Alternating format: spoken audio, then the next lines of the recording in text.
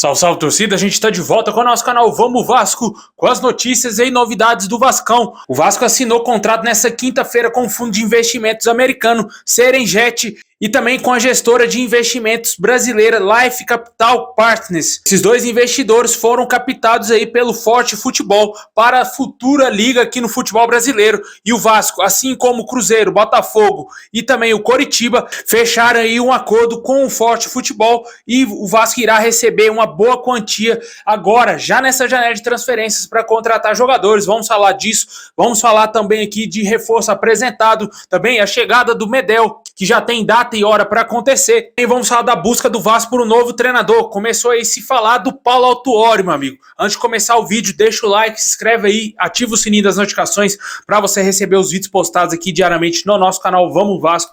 Muito obrigado a galera que tá sempre se inscrevendo aí.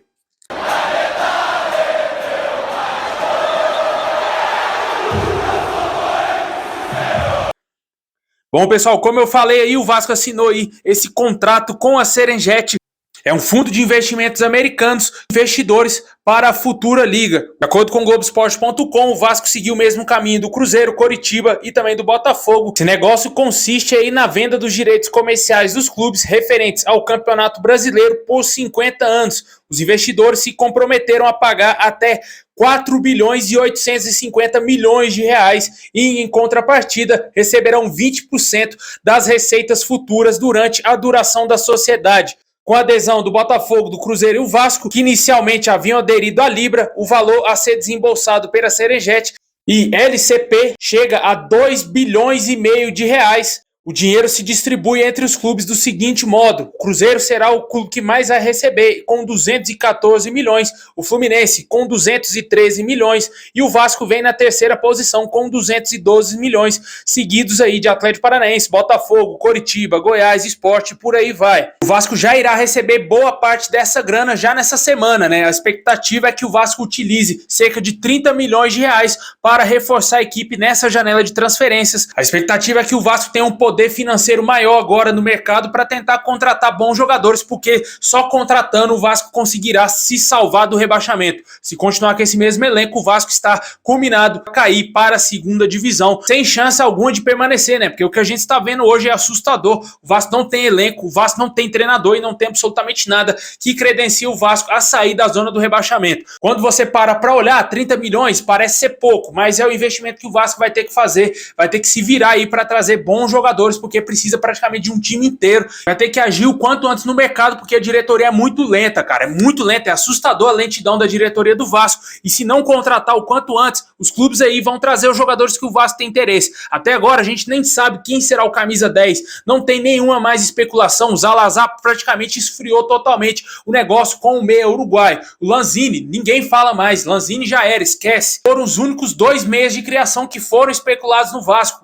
A posição mais carente no elenco do Vasco hoje. O Vasco não contrata, o Vasco não vai atrás de um camisa 10. É assustador, meu amigo. Eu tô muito preocupado. Vamos ver se agora o Paulo Brax vai acordar pra vida, a CC7 Partners vai fazer alguma coisa pra tirar o Vasco do fundo do poço, porque senão vai cair, meu amigo. Não tem condição. Os caras não vão mandar embora o Paulo Brax, tá claro isso, tá bem nítido. Vai ter que ser ele o responsável pra contratar os jogadores, o que é mais preocupante ainda. Porém, é o que resta ao torcedor vascaíno aguardar e ter a esperança de que vão vir bons jogadores. Eu já falei inúmeras vezes aqui no canal, não confio no Paulo Brax, eu acho muito pouco provável que ele vai ser capaz de trazer grandes jogadores para o Vasco, e enquanto ele estiver no Vasco, o Vasco vai ter elenco fraco, vai ter time fraco, vai ter jogadores fracos, assim como ele contratou no início do ano. Também em abril, quando ele trouxe aqueles jogadores do Santos, e agora no início dessa janela, os jogadores contratados não agradaram tanto assim o torcedor, exceto o Medel. Deixa aí nos comentários aí o que você acha da venda dos direitos comerciais do Vasco aí para a Serengeti.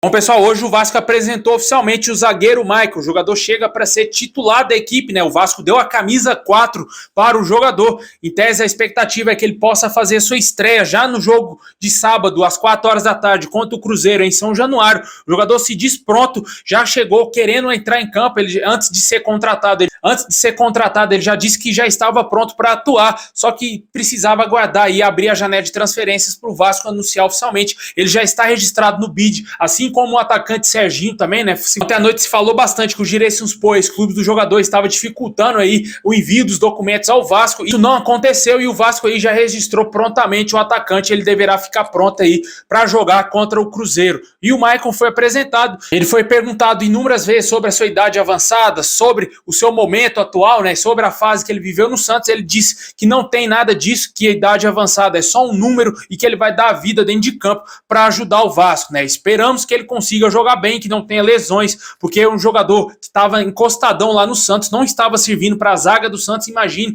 para o Vasco, que está numa situação muito pior do que a do Santos, né? Complicado, mas é o tipo de reforço que o Paulo Brax trouxe e só nos resta confiar que vai dar certo, né? É difícil, mas é o que resta ao torcedor vascaíno.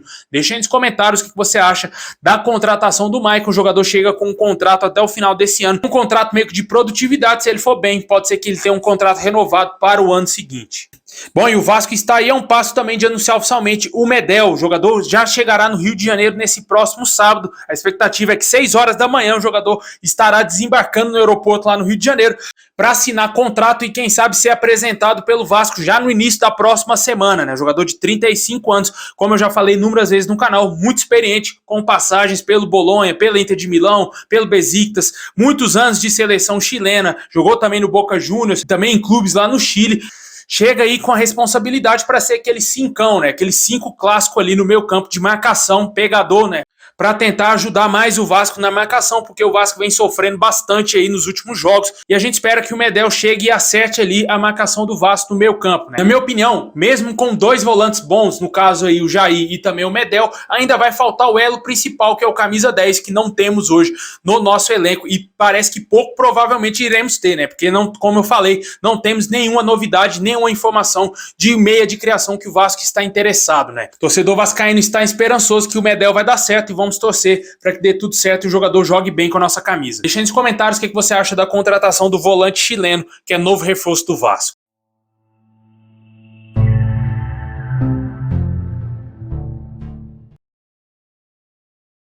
Bom, e para fechar nosso vídeo, vamos falar aqui do treinador, né? O Vasco segue aí sem técnico, monitorando o mercado, tem um forte interesse em contratar o Pesolano. Atualmente, as informações que a gente tem é que a negociação é vista como muito difícil pela diretoria do Vasco. O Valladolid está dificultando bastante. O Vasco teria oferecido um salário muito bom ao treinador, ele teria gostado sim da proposta do Vasco, porém o Valladolid, clube que tem como dono o Ronaldo, deseja somente negociar o treinador se o Vasco pagar a multa rescisória dele. Obviamente não foi divulgado ainda a multa rescisória desse técnico e o Vasco segue aí tentando negociar a contratação dele. Na minha opinião, não vale pagar a multa rescisória de nenhum treinador, cara. Com todo respeito aí ao Pesolano, não vale a pena o Vasco gastar a grana que poderia servir para contratar jogadores, ao invés disso pagar para trazer um treinador, né? Um treinador ainda que nem é um treinador de ponta. Na minha opinião, o Vasco poderia se virar aí com o que tem no mercado, correr quanto antes, trazer logo o Rogério Ceni, porque é o único que tem aí à frente dos demais, ele ser logo o técnico do Vasco.